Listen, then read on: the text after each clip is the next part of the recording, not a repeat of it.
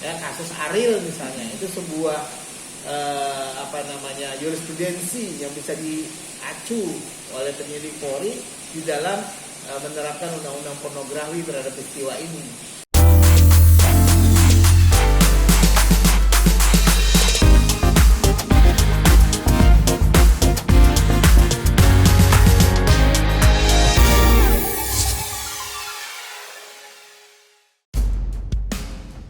The sex tape of someone who looks like Gisela Anastasia, which has gone viral, is now even more being discussed by the public increasingly. Previously, the police has named 2 suspects whose initials are PP and MN, who had shared the sex tape massively out on social media. Besides that, on November 17, 2020, the ex-wife of Gading Martin had been examined as a witness at the Metropolitan Regional Police.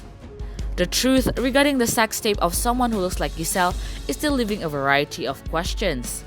Bintang Mas Entertainment team had the opportunity to meet a criminal law expert, Khairul Huda.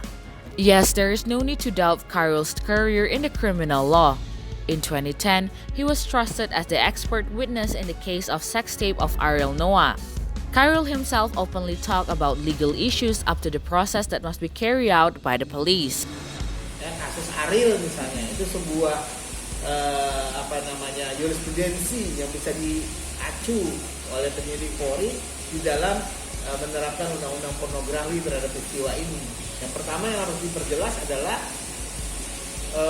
terkait dengan kaitannya yang bersangkutan dengan penyebarluasan tersebut. Kalau benar itu direkam melalui katakanlah ponsel, lalu kemudian gambarnya tersimpan di ponsel tersebut, nah, bagaimana bisa tersebar luas kalau tidak ada keterlibatan dari si pemilik ponsel, si pembuat rekaman tersebut. Nah, yang kedua yang juga harus dibuktikan dengan pemeriksaan itu adalah apakah yang tergambar di dalam rekaman itu yang bersangkutan.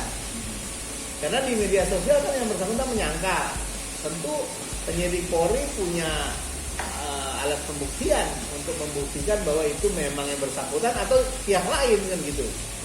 Perlu ahli IT, mungkin sudah diperiksa oleh penyidik, terutama untuk memastikan originalitas dari video tersebut.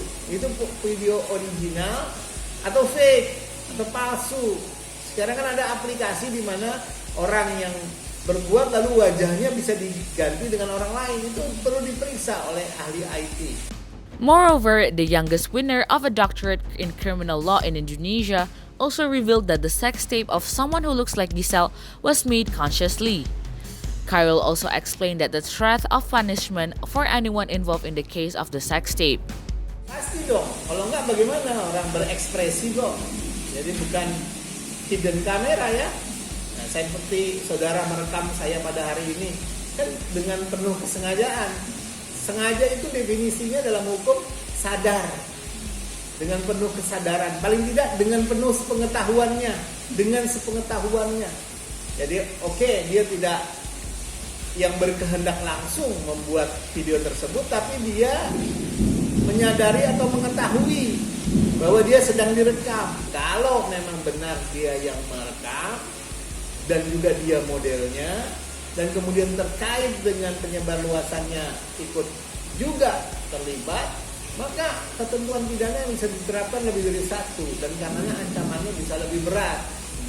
Kalau cuma membuat saja, menyebarkan saja, itu bisa sampai 12 tahun penjaranya, 6 bulan sampai 12 tahun, plus denda sampai dengan kalau nggak salah 6 miliar. Itu tentu lebih berat lagi. Ya, kalau menjadi model itu diancam dengan 10 tahun.